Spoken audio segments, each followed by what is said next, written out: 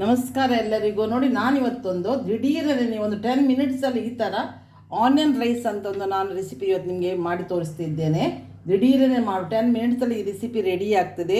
Taste ಆಗ್ತದೆ. ವೆಜಿಟೇಬಲ್ಸಲ್ಲಿ ಇಲ್ಲದ ಟೈಮಲ್ಲಿ ಇದನ್ನು ನೀವು ಈ ರೆಸಿಪಿಯನ್ನು ಮಾಡ್ಬೋದು. ಇದು ಬ್ರೇಕ್ಫಾಸ್ಟಿಗೂ ಆಗ್ತದೆ, ಮಧ್ಯಾಹ್ನ ಲಂಚಿಗೂ ಆಗ್ತದೆ. ಎಲ್ಲದಕ್ಕೂ ಈ ರೆಸಿಪಿ ನಿಮಗೆ ಈಸಿ ಆಗ್ತದೆ. ಅದಕ್ಕಾಗಿ ನಾನು ಈ ರೆಸಿಪಿಯನ್ನು ನಿಮಗೆ ಇವತ್ತು ಕಳಿಸಿಕೊಡ್ಲಿಕ್ಕಿದ್ದೇನೆ. ಈ ರೆಸಿಪಿ ಇಷ್ಟ ಆಗಿದ್ದಕ್ಕೊಂದು ಲೈಕ್ ಕೊಡಿ. ಸಬ್ಸ್ಕ್ರೈಬ್ ಆಗದೆ ಯಾರು ನೋಡ್ತಿದ್ದೀನಿ ದಯವಿಟ್ಟು ಆದಷ್ಟು ಬೇಗ ಸಬ್ಸ್ಕ್ರೈಬ್ ಆಗಿ ನನಗೆ ಸಪೋರ್ಟ್ ಮಾಡಿ. ನಾನೀಗ ಈ ಆನಿಯನ್ ರೈಸ್ ಹೇಳ್ಬೋದು, ನೀರುಳ್ಳಿ ಅನ್ನ ಕೂಡ ಅಂತ ಹೇಳ್ಬೋದು, ನೀವು ಏನು ಹೆಸರು ಕೊಡ್ಬೋದು. ಮಸಾಲೆ ಎಲ್ಲ ಏನಿಲ್ಲ, ಭಾರಿ ಕಡಿಮೆ ಇಂಗ್ರೀಡಿಯೆಂಟ್ಸಲ್ಲಿ ಈ ರೈಸ್ ರೆಡಿ ಆಗ್ತದೆ. ಈ ರೈಸನ್ನು ಹೇಗೆ ಮಾಡೋದನ್ನು ನಾನು ನಿಮಗೆ ಕಲಿಸಿಕೊಡ್ತೇನೆ. ಬನ್ನಿ ನೋಡಿ ಕಲೀರಿ. ನಮಸ್ಕಾರ ಎಲ್ಲರಿಗೂ, welcome back to my channel. ನಾನಿವತ್ತೊಂದು ನಿಮಗೆ ಆನಿಯನ್ ರೈಸ್ ರೆಸಿಪಿ ಶೇರ್ ಮಾಡ್ತಿದ್ದೆ. ಈಸಿ ಬ್ರೇಕ್ಫಾಸ್ಟಿಗೂ ಮಾಡ್ಬೋದು, ನೀವು ಮಧ್ಯಾಹ್ನ ಲಂಚಿಗೂ ಮಾಡ್ಬೋದು. Easy recipe. ನಾನೀಗೊಂದು ಕಡಾಯಿ ಇಟ್ಟಿದ್ದೇನೆ. ಇದಕ್ಕೊಂದು ಕುಕ್ಕಿಂಗ್ ಆಯಿಲ್ ಹಾಕಿ, ನಾನು ಯಾವಾಗ ಕುಕ್ಕಿಂಗ್ ಆಯಿಲ್ ಕೊಕೊನಟ್ ಆಯಿಲ್ ಹಾಕ್ತೇನೆ ಅಂತ ಹೇಳಿದ್ರೆ 2 ರಿಂದ 3 ಟೇಬಲ್ ಸ್ಪೂನ್ ಕುಕ್ಕಿಂಗ್ ಆಯಿಲ್ ಹಾಕಿದ್ದೇನೆ. ಎಣ್ಣೆ ಕಾಯ್ತಾ ಬರಲಿ. ಒಂದೊಂದು ಇಂಗ್ರೀಡಿಯೆಂಟ್ಸ್ ಹಾಕುವ. ಇಲ್ಲಿ ನಾನು ಎಣ್ಣೆ ಕಾಯ್ತು. 1 ಟೇಬಲ್ ಸ್ಪೂನ್ ಸಾಸಿವೆ ಹಾಕ್ತೇನೆ. 1 ಟೇಬಲ್ ಸ್ಪೂನಷ್ಟು ನಾನು ಇಲ್ಲಿ ಕಡಲೆಬೇಳೆ ಹಾಕ್ತೇನೆ. ಇದು ಸ್ವಲ್ಪ ಫ್ರೈ ಆಗಲಿ. ನಾನೊಂದು ಯಾವಾಗಲೂ ನನ್ನ ಫೇವ್ರೇಟ್ ಹೇಳ್ತೇನಲ್ಲ, ಒಂದು ಅರ್ಧ ಟೇಬಲ್ ಸ್ಪೂನಷ್ಟು ನಾನು ಜೀರಾ ಹಾಕ್ತೇನೆ. ಇದು ಒಳ್ಳೆ ಸ್ಮೆಲ್ ಕೊಡ್ತದೆ. ಅರ್ಧ ಟೇಬಲ್ ಸ್ಪೂನ್.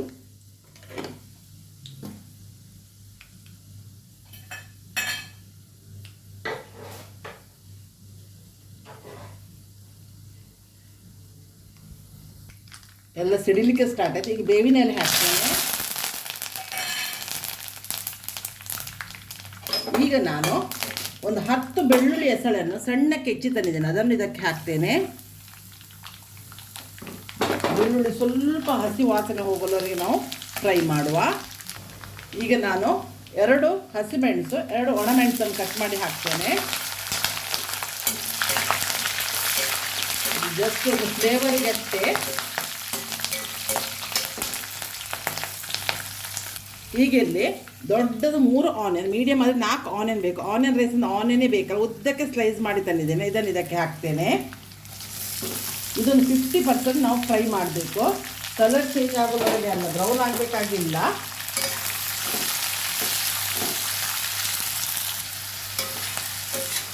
ಆನಿಯನ್ ಸರಿ ಫ್ರೈ ಆಗಬೇಕು ಮಾತ್ರ. ಅಂದರೆ ಒಂದು 50% ಬೇಯುವಾಗ ಆದರೆ ಸಾಕು. ನಾವು ಬಾಯಲ್ಲಿ ಅನ್ನ ತಿನ್ನುವಾಗ ಅದು ಕ್ರಂಚಿ ಥರ ಇರಬಾರ್ದು, ಸಾಫ್ಟ್ ಇರಬೇಕು. ಇದಕ್ಕೆ ನಾನು ಸ್ವಲ್ಪ ಉಪ್ಪು ಹಾಕಿದರೆ ಆನಿಯನ್ ಬೇಗ ಫ್ರೈ ಆಗ್ತದೆ. ಉಪ್ಪು ಹಾಕ್ತೇನೆ. ಒಂದು ಅರ್ಧ ಟೇಬಲ್ ಸ್ಪೂನಷ್ಟು ಉಪ್ಪು ಹಾಕಿದ್ದೇನೆ. ಮಿಕ್ಸ್ ಮಾಡುವ. ದಿಢೀರನ್ನು ನಿಮಗೆ ಬ್ರೇಕ್ಫಾಸ್ಟಿಗೆ ಇದು ಮಾಡ್ಬೋದು. ಬೆಳಗಾತ ರೈಸ್ ಉಳಿದಿದ್ರೂ ಮಾಡ್ಬೋದು.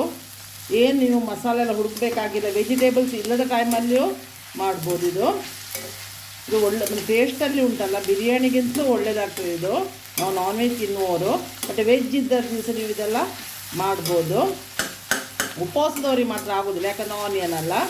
ಒಂದು 50% ನಾವು ಆನಿಯನನ್ನು ಈ ಥರ ಫ್ರೈ ಮಾಡಬೇಕು, ಕೈ ಆಡಿಸ್ತಾ. ಈಗ ನಾವು ಮಸಾಲ ಹಾಕುವ. ನೋಡಿ, ಬೇಯ್ತಾ ಬಂತು ಆನಿಯನ್.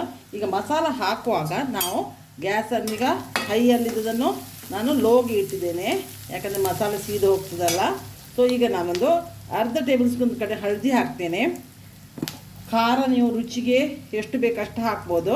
ನಾನೊಂದು 1/4 ಟೇಬಲ್ ಸ್ಪೂನ್, 1 ಟೇಬಲ್ ಸ್ಪೂನ್ ಅಷ್ಟು ಇದು ಬ್ಯಾಡಗಿ ಚಿಲ್ಲಿ ಪೌಡರ್, ಅಚ್ಚೇನು ಖಾರ ಎಲ್ಲ ಅದು ಹಾಕಿದೆ. ಅರ್ಧ ಟೇಬಲ್ ಸ್ಪೂನಷ್ಟು ನಾನು ಗರಂ ಮಸಾಲ ಪೌಡ್ರ್ ಹಾಕಿದೆ. ಎಲ್ಲ ಒಂದು ಚೆಂದ ಮಾಡಿ ಮಿಕ್ಸ್ ಮಾಡುವ. ಗ್ಯಾಸ್ ಮಾತ್ರ ಸಿಮ್ಮಲ್ಲಿ ಇಡೀರಿ. ಆನಿಯನ್ನು 50% ಬೇಯ್ತಾ ಬಂತು. ಮತ್ತು ಆನಿಯನ್ ಫ್ರೈ ಮಾಡುವಾಗ ನೀವು ಹೈ ಫ್ಲೇಮಲ್ಲೇ ಮಾಡಿ, ಅದು ಕೈ ಆಡಿಸ್ತಾ ಇದ್ದರೆ ಆನಿಯನ್ ಈಕ್ವಲ್ ಆಗಿ ಒಂದೇ ಲೆಕ್ಕ ಬೇಯ್ತದೆ. ನೋಡಿ, ಇದರದ್ದು ಹಸಿ ವಾಸನೆ ಒಂದು ನಿಮಿಷವೂ ಬೇಡ. ಏನು ಹೆಚ್ಚು ಮಸಾಲ ಹಾಕಲಿಕ್ಕೂ ಇಲ್ಲ, ನೀವು ಏನು ಹುಡುಕಬೇಕಾಗಿಲ್ಲ, ಈಸಿಯಲ್ಲಿ ಮಾಡ್ಬೋದು. ಇಲ್ಲಿ ನಾನು ಒಂದು ಸಣ್ಣ ಲಿಂಬೆ ಗಾತ್ರದಷ್ಟೊಂದು ಹುಣಸೆ ಹಣ್ಣು, ಇದು ನಂದು ಹುಣಸೆ ಹಣ್ಣು ಕಪ್ಪು ಉಂಟು, ಯಾಕಂದರೆ ಇದು 1 ವರ್ಷ ಹಿಂದೆದ್ದು.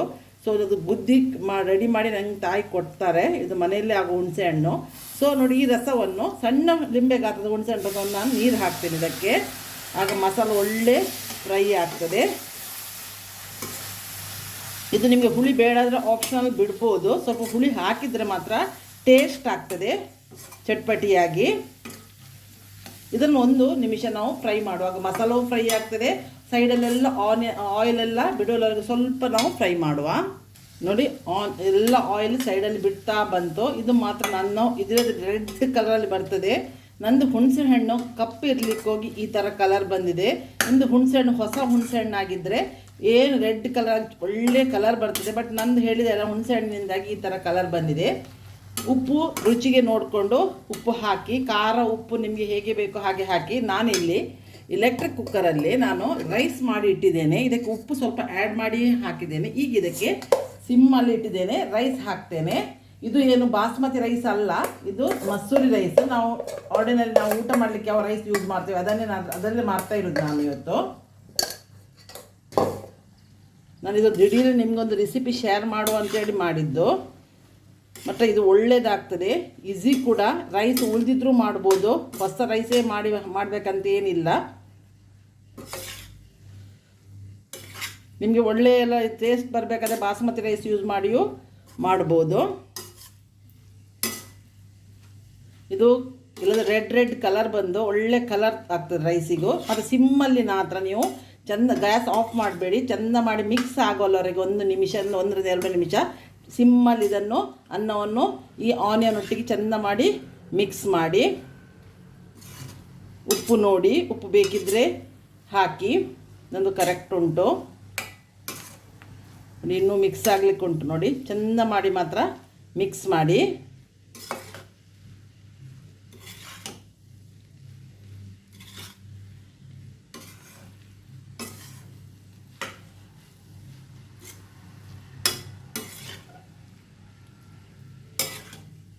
ಇಲ್ಲಿಗೆ ನೋಡಿ ಆನಿಯನ್ ರೈಸ್ ನೋಡಿ ಈಗ ರೆಡಿ ಆಯಿತು.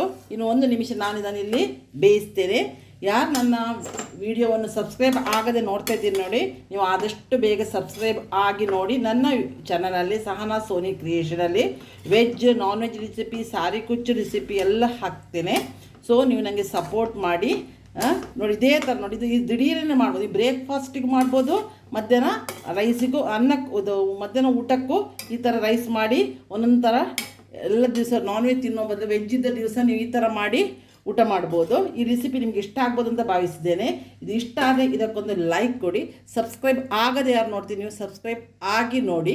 ನಾನೀಗ ಇದು ಆನಿಯನ್ ರೈಸ್ ಇಲ್ಲಿಗೆ ರೆಡಿ ಆಯಿತು. ನಾನೀಗ ಒಂದು ಪ್ಲೇಟಿಗೆ ನಿಮಗೆ ಸರ್ವ್ ಮಾಡಿಯೂ ತೋರಿಸ್ತೇನೆ.